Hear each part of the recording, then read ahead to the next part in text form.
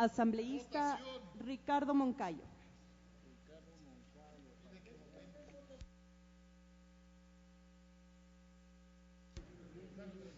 Gracias, señora presidenta. El problema que tenemos quienes hablamos al final es que prácticamente nos toca resumir lo ya dicho. Yo voy a plantear solo dos aspectos. En primer lugar, esta ley no tiene alcance nacional. Es decir, el efecto positivo de esta ley no va a beneficiar a todas las provincias, a todo el territorio nacional.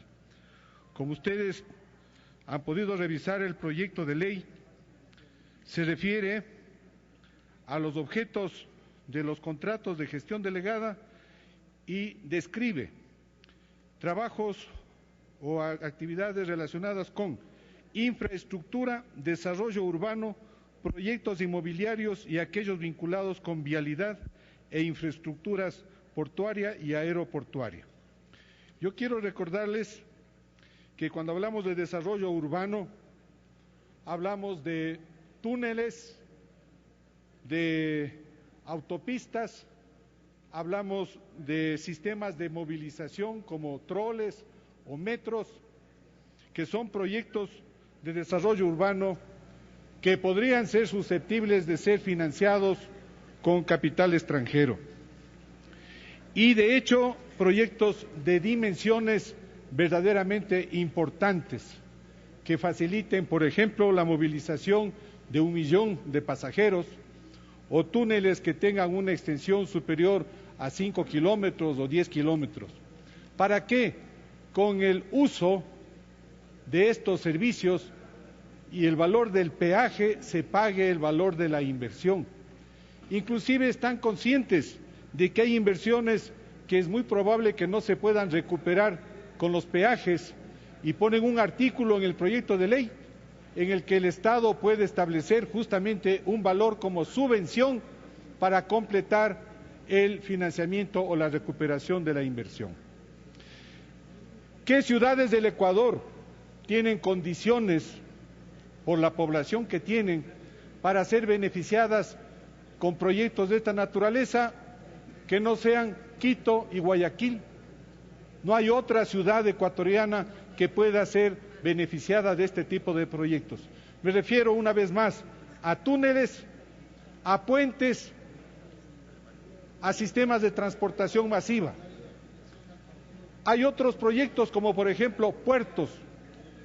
A excepción de las ciudades costaneras, ninguna otra ciudad tendría la capacidad de ofrecer un lugar para crear un puerto. En síntesis, señores asambleístas, este proyecto solo se le puede aplicar en sectores de la geografía ecuatoriana cercanas al mar o en las ciudades más populosas del país. Yo pregunto, ¿qué pasa con las otras ciudades? ¿Qué pasa con las provincias de la sierra? Este proyecto de ley no le va a dar la oportunidad a ninguna provincia serrana y peor a una provincia amazónica para beneficiarse de las ventajas que indiscutiblemente este proyecto tiene para la inversión extranjera. Y tiene muy buenas ventajas, aunque ya ventaja de por sí es una palabra generosa. Hay un artículo que inclusive a la empresa extranjera unida a un municipio le va a permitir expropiar la propiedad privada de en ciertas áreas que son necesarias para desarrollar un proyecto. En un proyecto turístico, por ejemplo, la empresa extranjera va a poder expropiar la propiedad privada y el trámite le va a hacer el municipio y va a ser un trámite corto para que no cree un conflicto en el desarrollo del proyecto. Hasta ahí ese comentario con respecto al proyecto de ley. Hay otra parte que se ha destacado en esta mañana y en esta tarde. Se ha hablado de que eliminar la mora patronal, que más de 100.000 empresas ecuatorianas mantienen a más de 500.000 ecuatorianos alejados de los servicios que ofrece el Seguro Social, y por eso se incluye entre las entre las disposiciones de este proyecto de ley, que se le faculte al IES a eliminar la deuda que tienen las empresas. ¿Se han puesto ustedes a pensar por un instante la causa para que 100.000 empresas ecuatorianas no hayan cumplido con sus obligaciones con el Seguro Social? ¿No será que no existe trabajo, no existe oportunidades de desarrollar los negocios en más de 100.000 personas en el Ecuador que están manteniendo más de 500.000 ecuatorianos afiliados? Es decir, casi la cuarta parte de los afiliados al Seguro Social están impedidos de recibir los servicios del Seguro Social. Yo pienso que la Asamblea debería haberle dedicado más tiempo a escuchar y a conocer la causa del problema de la deuda y no resolver el efecto de la deuda, es decir, el impedimento que tienen los afiliados de recibir su beneficio y el problema que tienen los patronos al no poder pagar los valores del Seguro Social. Esta tarde y esta mañana hemos analizado aspectos de toda índole, política, filosófica, partidaria, etcétera, etcétera, en este proyecto de ley, pero no estamos dando la solución al problema de la pobreza que bien señalaba la señora presidenta de la Asamblea, que estamos hablando del 4.28% de ecuatorianos pobres.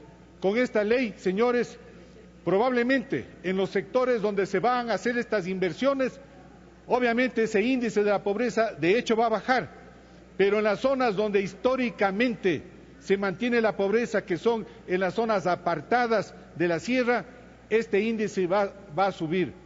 Yo les pido, y hablo a nombre de mi provincia, una provincia que no va a verse beneficiada en ningún momento por este proyecto de ley, que también demos paso a las propuestas que permiten que este proyecto de ley sea más amplio, entre a otras dimensiones mucho más pequeñas, para que puedan ser desarrolladas en ciudades pequeñas. Y me refiero a los campos del turismo pequeño, de la educación, de la salud, en donde sí se pueden hacer proyectos pequeños en las ciudades pequeñas del Ecuador para que se beneficien de este sistema de alianzas público-privadas, que de por sí es un sistema generoso, bondadoso para resolver las demandas, en este caso, de nuestro país. Gracias, señora presidenta.